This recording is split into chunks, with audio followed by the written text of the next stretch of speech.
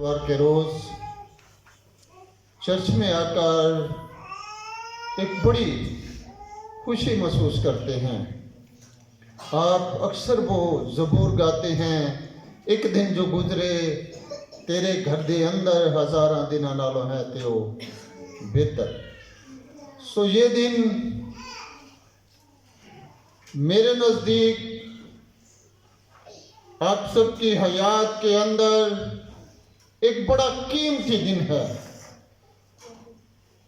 एक बड़ी कदर कीमत का दिन है। कोई अपना वक्त जाया कर रहा है,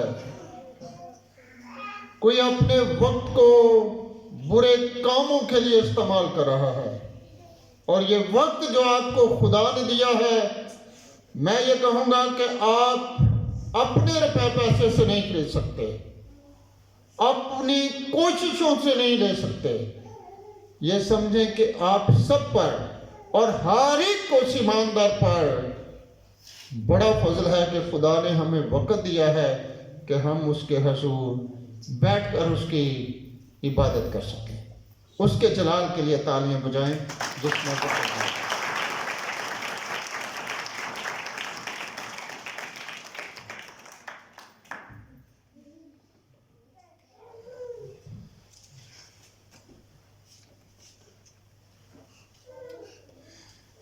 आज जो विर्द हमने पढ़ा लूका तबीब की मार्फत लिखी गई यीशु मसीह की इंजील अक़दस और उसका 6 बाब, और हमने 27 आयत से लेकर 31वीं आयत तक तलावत की। इस पैराग्राफ की रोशनी में आज का जो हमारा अनुमान है वो है मोहब्बत। क्या है? मोहब्बत। और जो हमारी मरकजी आयत होगी वो भी हमारी 27वीं आयत होगी। लेकिन मैं तुम सुनने वालों से ये कहता हूं,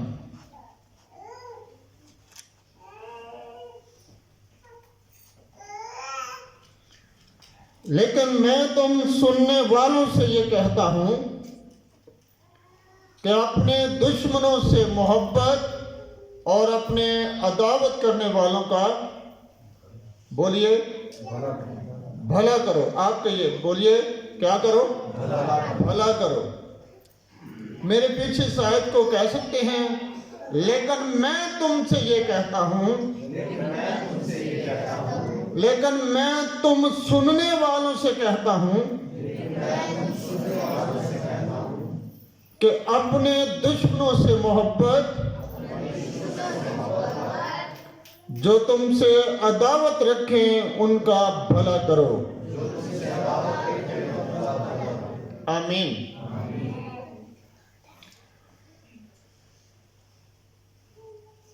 जितने यहाँ पर बैठे हैं अपना दायां बाजू बुलंद करें। मैं आपसे एक बात कहने वाला हूं। दायां बाजू। आप मसीही हैं या किसी और मजहब से तल्लुक रखते हैं? आप मसीही होने का इकरार कर सकते हैं हाथ हिलाकर कि हम मसीही हैं। बोले हालेलुया। खुशी है मुझे आप सब यहाँ पर मसीही हैं। आप में कोई भी गैर मसीही नहीं। आप सब यीशु मसीह के फॉलोअर बैठे हैं। आप सब यीशु मसीह के नाम लेने वाले लोग बैठे हैं। आप यीशु मसीह पर भरोसा रखने वाले लोग बैठे हैं। आपका यकीन, ईमान, भरोसा, तवक्कल यीशु मसीह है। और आपकी जिंदगी की अव्वलीन तरजीह जो है वो सिर्फ यीशु है। कौन है? यीशु है। आज जो बात हम सीखने वाले हैं बड़ी सादा सी बात है। आपके अजीम, खुदा के अजीम खादिम पादरी शबीर साहिब ने मोहब्बत पे, ब्रदर लादर साहिब ने, आसिफ साहिब ने, दीगर और बहुत सारे कादमीन ने जरूर आपको मोहब्बत के बारे में बहुत कुछ सिखाया होगा। ये वक्त जब यीशु मसीह ने तालीम दी तो वो एक पहाड़ था। मत्ती 5वां बाब और उसकी पहली आयत कि खुदावंद यीशु मसीह भीड़ को देखकर एक पहाड़ पर चढ़ गया और जब बैठ गया तो वो तालीम देने लगा। उसने 9 मुबारकबादियां जो हैं वो पेश की और उनके अंदर जो मत्ती रसूल ने कलमबंद की और उसके बाद इस पहाड़ी वाज का कुछ हिस्सा लूका तबीब ने भी कलमबंद किया। लूका एक ऐसा तबीब है, एक ऐसा राइटर है जो पौलुस रसूल का शागिर्द था और ये अंताकिया के रहने वाला शख्स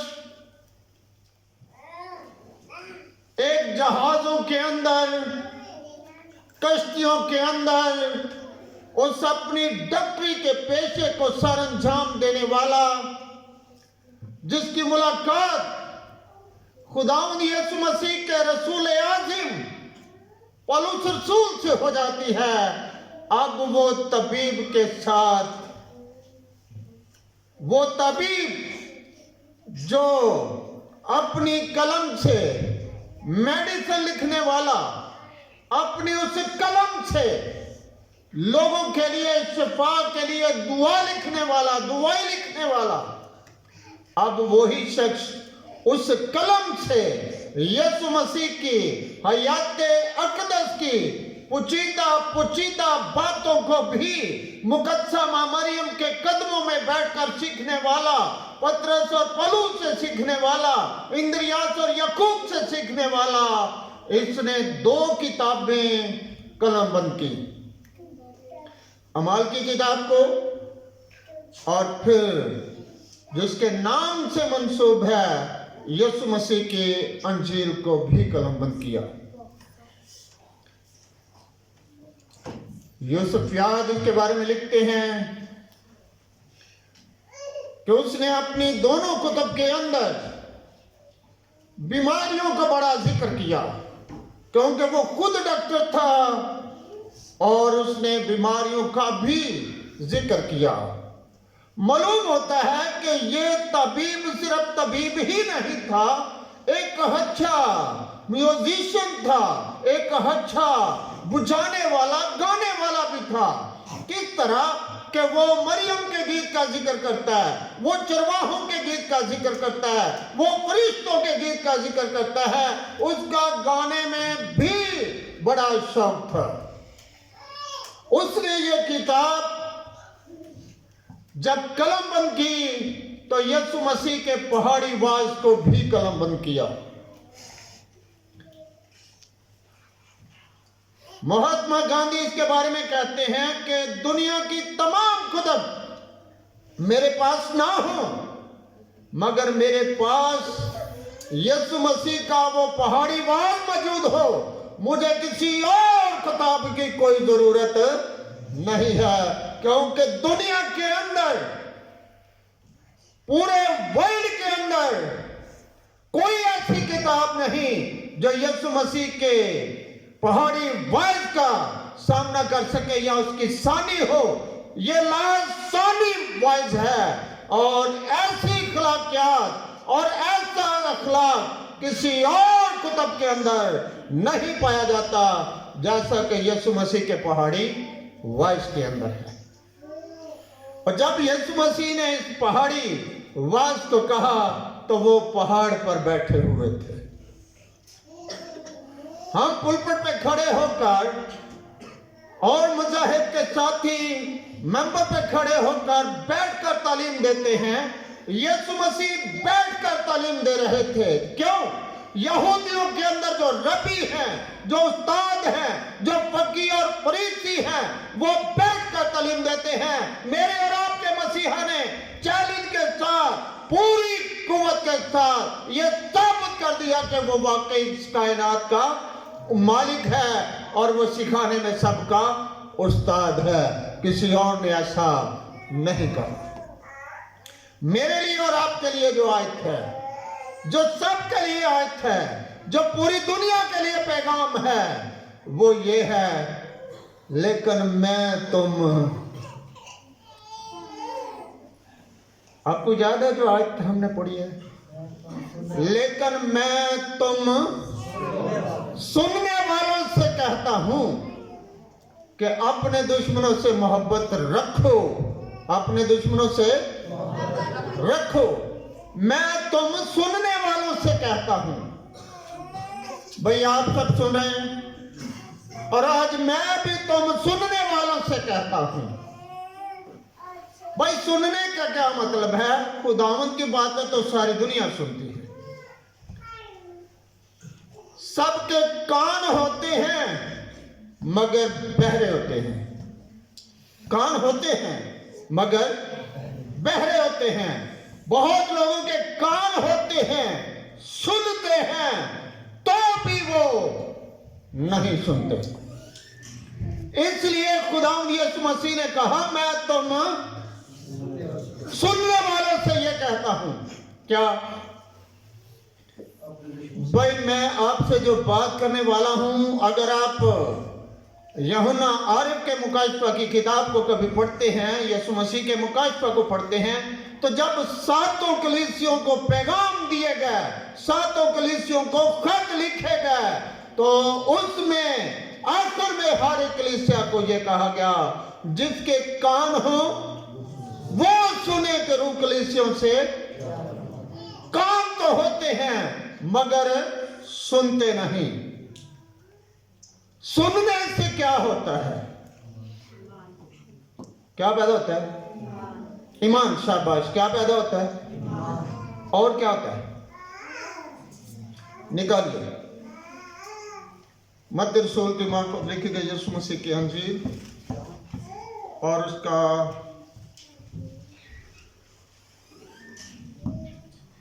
13वां बाब। मत्ती रसूल की मार्फत लिखी गई यीशु मसीह की अंजील और उसका 13वां बाब और उसकी 13वीं और 15वीं आयत मुबारका। जिस बेटे ने निकाला वो जल्दी से पढ़ दे। मैं उनसे तमसीलों में इसलिए बातें करता हूँ कि वह देखते हुए नहीं देखते और सुनते हुए नहीं सुनते और नहीं समझते, क्योंकि इस उम्मत के दिल पर चर्बी छा गई है और वो कानों से ऊंचा सुनते हैं और उन्होंने अपनी आंखें बंद कर ली हैं, ता ऐसा न हो कि आंखों से मालूम करें और कानों से सुनें और दिल से समझें और रुजू लाएं और मैं उनको शिफा बख्शूं। आमीन। सुनने से बहुत कुछ होता है। अगर आप यूहन्ना आरिफ का मुकाशफा इसके पहले बाब की 30वीं आयत, बड़ी मशहूर और मारूफ आयत मुबारका कि इस नबूवत की किताब का पढ़ने वाला, सुनने वाला और इस पर अमल करने वाले मुबारक हैं। कौन है? मुबारक हैं। अब वो शख्स, वो कलीसियाएं, वो इंसान, वो मर्द हो चाहे औरत हो, वो मुबारक हैं। कौन है? सब दुआ के खाल के कायनात माल के दो जहां रब्बुल आलमीन के बेटे यीशु ने ये फरमाया कि मैं ईमानदारों के साथ, मैं सुनने वालों के साथ, मुबारक लोगों के साथ बात करता हूं। मैं तुम सुनने वालों से ये कहता हूं, क्या करो? काम क्या मिल गया है? अपने दुश्मनों से मोहब्बत। मैं ईमानदारों से, मुबारक लोगों से ये कहता हूं कि अपने दुश्मनों से रखो। आप कहिए अपने दुश्मनों से, फिर कहिए अपने दुश्मनों से। भाई सबसे बड़ा दुश्मन आपका कौन है?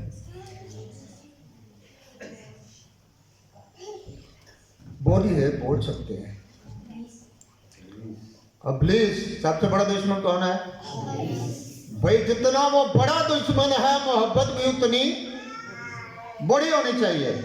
मोहब्बत भी उतनी बड़ी होनी चाहिए। आप में कोई ऐसा शख्स, बेटी, बेटा है जो शैतान से मोहब्बत करता हो?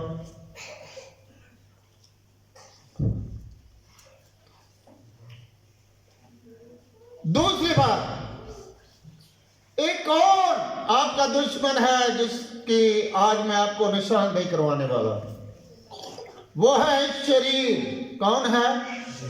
शरीर। दूसरा, आप में कौन है जो शरीर से मोहब्बत करता हो? कोई नहीं। बोलिए, को करता है शरीर से मोहब्बत? कोई नहीं। फिर आपका दुश्मन, इसके साथ साथ और कौन हो सकता है? गैर अक़वाम, उनसे मोहब्बत करनी चाहिए? करनी चाहिए। बोलिए, करनी चाहिए। इनके साथ साथ रूहानी फौजों से मोहब्बत करनी चाहिए? करनी चाहिए? करनी चाहिए। जादूगर, मंत्री, क्या उनसे मोहब्बत करनी चाहिए? तुम्हारे घर के लोग तुम्हारे दुश्मन होंगे, उनसे मोहब्बत करनी चाहिए? करनी चाहिए। अब मैं आपको वो लोग बताऊंगा जिनसे आप मोहब्बत नहीं करते, करनी चाहिए, और आप उनसे मोहब्बत करते हो जिनसे नहीं करनी चाहिए मगर आप करते हो। लिखा है, ना दुनिया से दोस्ती रखना, ना उन चीजों से जो दुनिया में है। ना उन चीजों से मोहब्बत करना, दोस्ती करना जो दुनिया में है और जो दुनिया है। आपको शरीर और इब्लीस में कोई फर्क नजर नहीं आता। शरीर और है, इब्लीस और है। मुकद्दस मत्ती रसूल की मार्फत लिखी गई यीशु मसीह की अंजील और उसका 5वां बाब निकालिए जल्दी से जरा, और उसकी 39वीं आयत 39 वर्ष, 5वें बाब की 39वीं आयत पढ़िएगा। लेकिन मैं तुमसे ये कहता हूँ कि शरीर का मुकाबला ना करना, बल्कि जो कोई तेरे दाहिने गाल पर तमाचा मारे दूसरा भी उसकी तरफ फेर दे। आमीन। शरीर का मुकाबला, अगर आप याकूब का खत पढ़ते हैं और उसके 4थे बाब की 7वीं आयत है कि इब्लीस का मुकाबला करो तो वो तुमसे, अब शरीर का मुकाबला नहीं करना और इब्लीस का मुकाबला करना है। अब शरीर कौन है और इब्लीस कौन है? इब्लीस जो है वो शैतान है। अगर आप बड़ी मोहब्बत भी करोगे, सांप सांप ही होते हैं, सांप सांप ही होते हैं, तो अगर उससे बड़ी भी मोहब्बत करोगे वो फिर आपको डसेगा। शरीर इंसान है जो शरारतें करते हैं, जो खुदा के काम को बिगाड़ते हैं, जो कलीसियों के अंदर नफाक डालते हैं। लिखा, जो भाइयों में नफाक डालता है वो लानती है, चाहे वो कोई भी क्यों ना हो। अपने दुश्मनों से हमने मोहब्बत करनी है, और शरीर जो है वो इंसान है जो शरारतें करता है। हमने उसका मुकाबला नहीं करना, हमने उसका मुकाबला नहीं करना। आपने पढ़ा, यीशु मसीह के पहाड़ी वाज की ये तालीम है कि तुम शरीर का मुकाबला ना करो। अगर वो तुम्हारे एक गाल पर तमाचा मारता है तो दूसरा भी उसकी तरफ फेर दो। अब हमने जिनसे मोहब्बत करनी है उनमें से, आपने बोला रूहानी फौजों के बारे में आपको इल्म नहीं, ये भी शैतान की फौजें हैं। लिखा है कि हमारी लड़ाई खून और गोश्त से नहीं बल्कि उन रूहानी फौजों से है जो आसमानी, ये कभी नहीं बच सकते। उनके बारे में पहले से खुदावंद ने फैसला कर दिया है कि उनके लिए अबदी हलाकत है, उनके लिए दोज़ख है, उनके लिए हमेशा की आग है। हमने जिनसे मोहब्बत करनी है वो गैर कौम के लोग हैं। हमारा फर्ज है कि वो भी मसीह की तरफ आ सकते हैं, हम उनसे मोहब्बत करें, हम घर के लोगों से मोहब्बत करें, हम शरीर लोगों से मोहब्बत करें। शायद वो अपनी बदी से बाज आकर यीशु मसीह को कबूल कर ले। मैं तुम सुनने वालों से कहता हूं कि अपने दुश्मनों से क्या करो, मोहब्बत करो, और जो तुमसे अदावत करते हैं उनका भला करो। याकूब के खत और उसके चौथे बाब की 17वीं आयत है, लिखा अगर कोई भलाई करना जानता है, क्या करना जानता है, भलाई करना जानता है, नहीं करता, उसके लिए वो भी गुनाह है। अगर आप भलाई करना जानते हैं, नहीं करते, आपके लिए वो भी गुनाह है। और ये मेरे लिए भी बात है, आप सबके लिए। आप भलाई करना जानते हैं मगर करते नहीं। आपने तालीम पाई है दुश्मनों से मोहब्बत करना, मगर करते नहीं हैं। और हम सब, कोई अनवर मसीह, कोई खालिक मसीह, कोई मालिक मसीह, कोई महंगा मसीह, बस सब नामी मसीही, रस्मी मसीही हैं। हकीकी मसीही बहुत कम पाए जाएंगे, क्योंकि जो हकीकी मसीही हैं वो अपने दुश्मनों से मोहब्बत करते हैं। जो यीशु मसीह के फॉलोअर हैं वो अपने दुश्मनों से मोहब्बत करते हैं। जो तुमसे अदावत रखें, जो तुमसे अदावत रखें। गलतियों 5वें बाब को जब आप पढ़ते हैं तो उसकी 18वीं आयत से एक बड़ी खूबसूरत बात कि जिस्म के काम तो जाहिर हैं, जिनमें बदन का एक काम, इस बॉडी के कामों में से एक वर्क, वो है अदावतें। क्या है? मालूम हुआ, साबित हुआ कि हमारे बदन का काम क्या है? अदावत। अदावत, झगड़ा, बुराई, बड़ापन, यह है दूसरे को डिग्रेड करना, फिर कमतर समझना, यह अदावत है। और ये मेरे और आपके बदनों के अंदर ये काम शरीयत कर चुके हैं। और जब तक हम बदन के कामों की तरफ हैं, हम कभी भी दुश्मन से मोहब्बत नहीं कर सकते। इन अदावतों को खत्म करने के लिए, अपने दुश्मनों से मोहब्बत करने के लिए हमें यीशु मसीह की तालीम को फॉलो करना होगा। और जब तक हम यीशु मसीह की तालीम को फॉलो नहीं करते, मैं समझूंगा कि हम सिर्फ नामी मसीही हैं। हम सब जितने भी यहाँ पर बैठे हैं, हम सब नामी मसीही हैं, ना कि हकीकी मसीही हैं। मुझे याद आया, मैं किताब पढ़ रहा था, रूस में जब मसीहत फैलने लगी तो वहां एक कैप्टन था